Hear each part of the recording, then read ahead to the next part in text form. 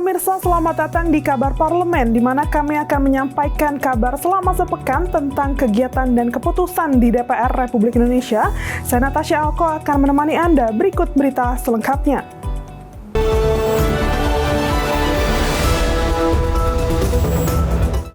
Anggota DPR RI periode 2024-2029 tidak akan mendapatkan fasilitas rumah jabatan anggota.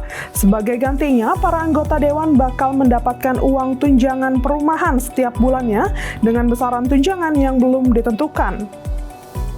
Dengan rumah dinas yang selama ini sudah berpuluh tahun menjadi hunian anggota DPR. Nah, berdasarkan hasil keputusan rapat konsultasi antara pimpinan DPR dengan fraksi-fraksi tanggal 24 September itu disepakati bahwa rumah dinas atau rumah jabatan DPR akan kita kembalikan kepada negara, kepada pengelola barang yaitu Menteri Keuangan. DPR hanya sebagai pengguna barang. Nah, dengan situasi itu tentu kami untuk saat ini sedang menyiapkan berbagai dokumen untuk menyampaikan kepada Kementerian Keuangan juga bersama Kementerian Sekretariat Negara berkaitan dengan pengembalian aset negara tersebut. Adapun berkaitan dengan pengembalian tersebut yang pada intinya adalah bahwa rumah dinas tersebut memang sudah tidak ekonomis sebagai sebuah hunian. Di samping sebagian besar itu kondisinya cukup parah. DPR memastikan pembentukan alat kelengkapan Dewan akan segera diumumkan sebelum pelantikan Presiden dan Wakil Presiden terpilih pada 20 Oktober mendatang. Terkait dengan jumlah AKD pimpinan DPR, Dasko menjelaskan masih menunggu jumlah nomenklatur kementerian berikutnya. Pembentukan alat kelengkapan Dewan DPR RI dipastikan akan diumumkan sebelum pelantikan Presiden dan Wakil Presiden terpilih pada 20 Oktober 2024. Hal itu disampaikan pimpinan DPR, Dasko, mengupdate perihal jumlah AKD yang nantinya akan diumumkan. Dalam hal ini, DPR masih menunggu jumlah nomenklatur kementerian pemerintah selanjutnya sebelum mengumumkan jumlah komisi yang ada di DPR. Pembentukan alat kelengkapan Dewan DPR dipastikan menggunakan Undang-Undang MD3 yang berlaku. Mungkin soal tunjangan-tunjangan dan lain-lain baru minggu depan, karena seperti kita tahu kita baru selesai perhelatan memilih pimpinan DPR, kemudian pimpinan MPR, dan baru minggu depan kemungkinan kita akan membicarakan hal-hal yang lain yang harusnya dibahas. Demikian. DPR telah memutuskan untuk tidak lagi memberikan jatah jabatan rumah anggota atau rumah dinas kepada anggota DPR baru. Hal ini mengingat bangunan rumah dinas yang sudah tua dan kerap mengalami kebocoran. Seperti yang tadi sudah kita lihat bersama, ada 2-3 lokasi perumahan anggota DPR yang sudah dikosongkan. Dan kondisinya rata-rata semacam itu. Memang kalau dibuat klasifikasi, ada rumah yang kondisinya masih baik, ada yang kurang baik, dan ada juga yang memang kondisinya cukup masuk parah gitu ya.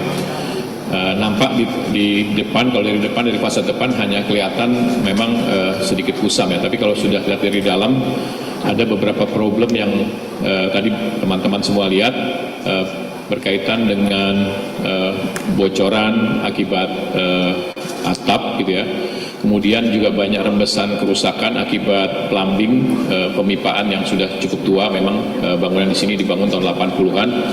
Kemudian juga kerusakan yang juga disebabkan akibat rumah bersebelahan itu saling rembesannya saling bergerak, karena tembok rumah DPR ini itu temboknya satu tembok, jadi kalau rumah sebelah itu terjadi bocoran atau kelembapan pasti dia bergerak ke rumah sebelahnya.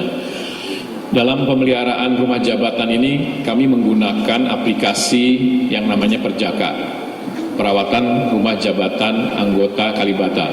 Nah, dalam Perjaka ini itu setiap hari keluhan-keluhannya rata-rata sekitar antara 10 sampai 15 keluhan lah dalam catatan kami. Tapi pada saat musim hujan keluhannya itu cukup banyak, banyak sekali akibat khususnya bocoran gitu ya. Nah, dalam aplikasi kami keluhan yang utama sebenarnya di samping bocoran dan kerusakan plumbing dan juga saluran, macetnya saluran gitu ya. Hal lain lagi tambahan mungkin ini juga yang sulit diselesaikan, yaitu masalah banyaknya tikus, dan yang paling parah adalah berkaitan dengan rayap. Rayap itu masif karena dulu kawasan ini memang kawasan tempat tumbuhnya pohon-pohon karet, sehingga setiap tahun kami beberapa kali melakukan suntik anti rayap, tapi mungkin rayap di sini lebih kuat dari anggota DPR, jadi banyak sekali kerusakan-kerusakan di bangunan di isi bangunan yang isinya dari kayu pasti rusak dalam waktu. Dari Jakarta, Mahendra Dewanata melaporkan untuk Berita Nasional. Wakil Ketua DPR RI Sufmi Dasko Ahmad telah membuka audiensi dengan perwakilan hakim di DPR.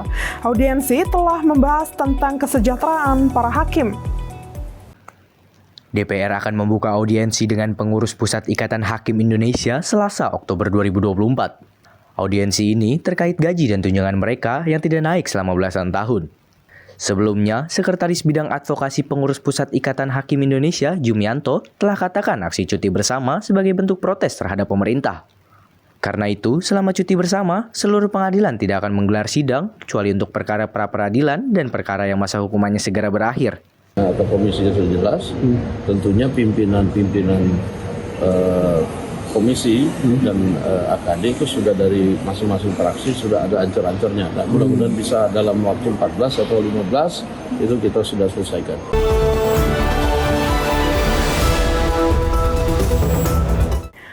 Ketua Harian Partai Gerindra sekaligus Wakil Ketua DPR RI Sufmi Dasko Ahmad akan mengumumkan penambahan AKD pada periode DPR 2024-2029. Ia menyebutkan penambahan AKD ini adalah Badan Aspirasi Rakyat. Jumlah komisi dan AKD di DPR akan diumumkan 14 Oktober 2024 nanti. Sebelum pengumuman, para pimpinan fraksi akan melakukan rapat lebih dahulu. Komisi insya Allah tanggal 14 nanti kita akan umumkan. Itu sekali sama pimpinan dan ininya ya? Iya, jadi tanggal 14 itu kemungkinan kita adakan rapat dengan pimpinan fraksi, dan di situ kemudian kita akan sampaikan pertambahan komisi kalau ada, dan pertambahan AKD. Yang jelas ada pertambahan AKD-nya itu loh, ya, Badan Aspirasi Rakyat. Oh, itu baru ya Bang? Ya. Dasko katakan salah satu penambahan AKD yang telah diketahui adalah Badan Aspirasi Rakyat. Kemudian formasi AKD-nya atau komisinya sudah jelas, tentunya pimpinan-pimpinan komisi dan AKD itu sudah dari masing-masing fraksi sudah ada ancur-ancurnya. Nah, mudah-mudahan bisa dalam waktu 14 atau 15 itu kita sudah selesaikan. Ketua Harian DPP Partai Gerindra Sufmi Dasko Ahmad merespon pertemuan Presiden Joko Widodo dan Presiden terpilih periode 2024-2029 Prabowo Subianto di sebuah restoran di Jakarta pada Selasa 8 Oktober 2024 lalu. Dirinya mengungkapkan dalam pertemuan itu, kedua tokoh tersebut saling bertukar informasi dan membahas soal transisi pemerintahan. Ketua Harian DPP Partai Gerindra, Sufmi Dasko Ahmad mengungkap isi pertemuan Presiden Joko Widodo dan Presiden terpilih periode 2024-2029 Prabowo Subianto di sebuah restoran di Jakarta Selasa 8 Oktober 2024 malam. Dasko mengatakan bahwa pertemuan kedua tokoh tersebut memang sering terjadi. Dirinya menyampaikan pembicaraan Jokowi Prabowo hanya saling tukar-menukar informasi. Keduanya juga membicarakan soal transisi pemerintahan pada 20 Oktober 2024 mendatang. Dasko juga menyebut ada pembahasan sedikit soal kabinet Prabowo Gibran di periode 2024-2029. Kedua tokoh ini memang kerap bertemu dan ya sesekali bertemu di luar makan kan gitu. Dan pembicaraan saya tidak tahu persis secara rinci apa karena 2 jam lebih, tapi paling tidak saling tukar-menukar informasi dan membicarakan soal transisi yang sebentar lagi ada estafet kepemimpinan di tanggal 20 Oktober bagian. Ketua MPR RI Ahmad Muzani membeberkan beberapa persiapan untuk pelantikan Presiden dan Wakil Presiden 2024 mendatang. Dirinya katakan pelantikan Presiden dan Wakil Presiden terpilih akan dihadiri sejumlah tokoh bangsa. Rencananya pelantikan Presiden dan Wakil Presiden hasil pemilihan umum 2024 akan dilaksanakan pada 20 Oktober pada hari Minggu jam 10 pagi di gedung DPR MPR di Nusantara, di gedung Nusantara. Insya Allah pelantikan akan dihadiri oleh sejumlah tokoh-tokoh, termasuk akan dihadiri selain Presiden dan Wakil Presiden terpilih, juga akan dihadiri oleh kami akan undang kandidat Presiden, kandidat Wakil Presiden dalam kontestasi Presiden 2024 kemarin. Kami juga akan mengundang para mantan Presiden, mantan Wakil Presiden, para pimpinan partai politik yang kemarin berkontestasi dalam pemilihan umum. Dan rencananya juga akan hadir sejumlah kepala negara dan kepala pemerintahan dari negara-negara sahabat. Kami mohon doa, support, dukungan dari seluruh rakyat dan bangsa Indonesia agar prosesi pelantikan tanggal 20 Oktober nanti bisa berjalan lancar dan semuanya sesuai, tunjukkan bahwa bangsa Indonesia adalah bangsa yang bersatu, bangsa yang rukun, bangsa yang terus menjunjung martabat demokrasi meskipun dalam suasana perbedaan pada saat Pilpres, dan pada akhirnya kita satu untuk bangsa dan negara. Wakil Ketua DPR RI Sufmi Dasko menghubungi Presiden terpilih Prabowo Subianto di tengah audiensi aspirasi solidaritas Hakim Indonesia di Komisi 3 DPR RI Jakarta. Dalam panggilan itu, Prabowo berjanji akan meningkatkan kesejahteraan hakim. Dalam telepon tersebut, Prabowo menyampaikan pandangannya mengenai kesejahteraan para hakim di Indonesia. Prabowo mengungkapkan keperhatian terhadap kesejahteraan hakim. Ia telah lama menekankan pentingnya memperbaiki kualitas hidup para hakim. Prabowo katakan kondisi ini sangat krusial untuk menjamin independensi dan profesionalisme dalam menjalankan tugas. Sejak ucapan-ucapan saya sangat berpendapat bahwa para hakim harus diperbaiki kualitas hidupnya dan harus dijamin supaya para hakim itu sangat mandiri dan bisa menjalankan tugas sebagai hakim dengan sebaik-baiknya. Janji Prabowo mendapat antusias oleh hakim yang hadir. Tepuk tangan meriah menggema di ruang rapat sebagai bentuk apresiasi atas perhatian dan komitmen Prabowo terhadap profesi hakim. Momen ini mencerminkan harapan baru bagi para hakim yang menginginkan perubahan konkret demi meningkatkan kesejahteraan dan kemandirian profesi mereka dalam sistem yudikatif. Dari Jakarta, Mahendra Dewanata dan Acan bin Maung melaporkan untuk Berita Nasional TV.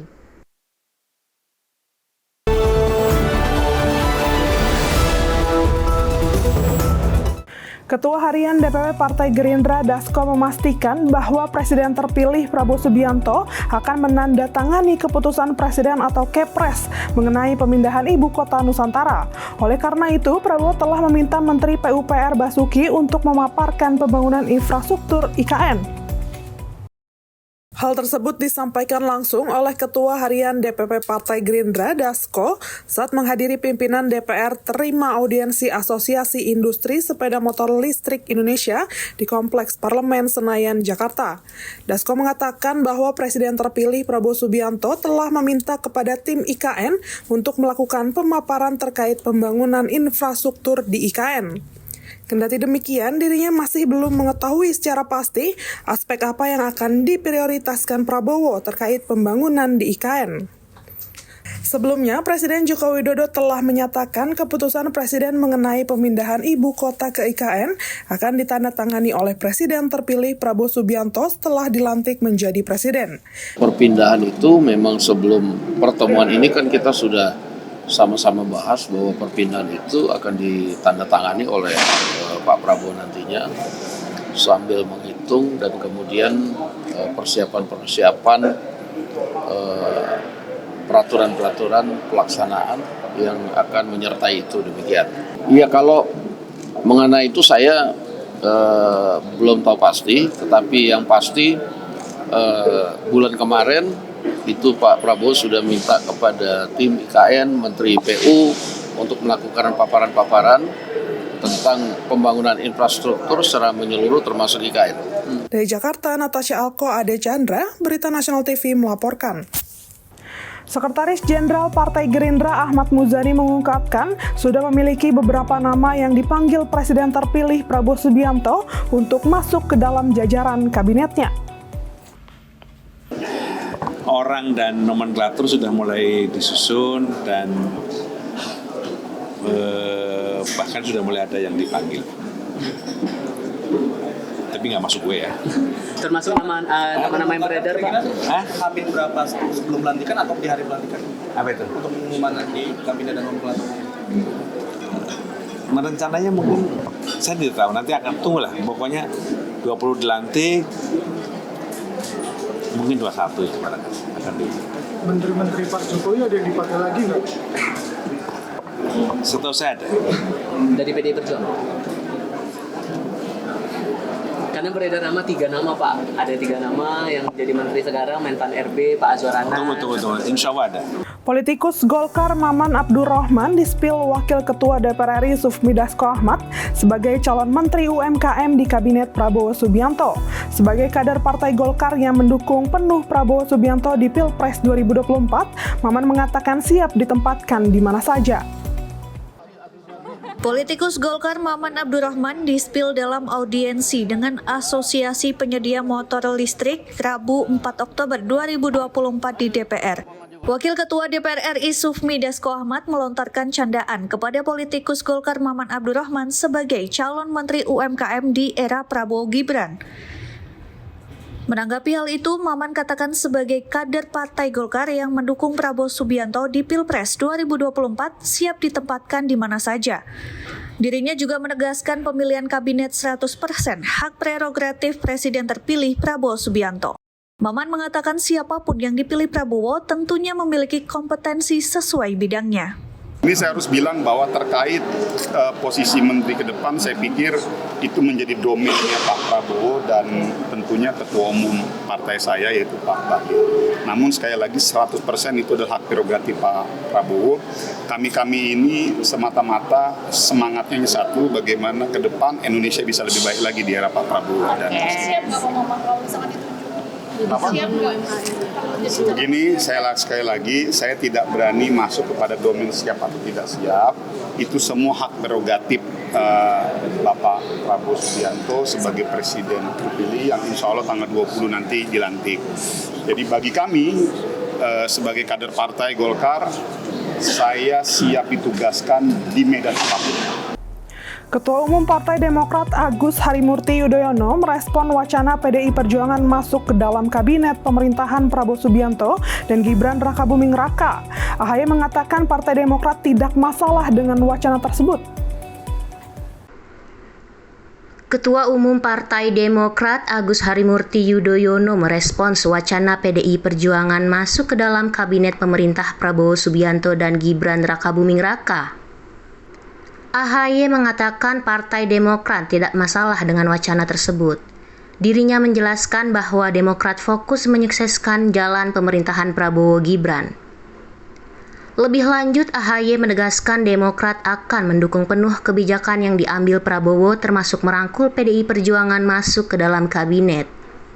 Kalau saya sendiri tidak punya perasaan lain-lain karena kami hanya fokus pada upaya untuk menjalankan peran, apapun peran yang akan diberikan kepada kami Partai Demokrat untuk bisa mengawal pemerintahan 5 tahun ke depan. Dan tentunya dalam politik ini kan serba dinamis ya, tetapi sekali lagi saya tidak melihat ini sebagai sesuatu yang membuat kami tidak fokus, karena sejak awal komitmen kami Partai Demokrat itu ingin berjuang bersama-sama, alhamdulillah menang bersama-sama, dan setelah itu mengisi sekaligus menjalankan peran yang baik juga bersama-sama.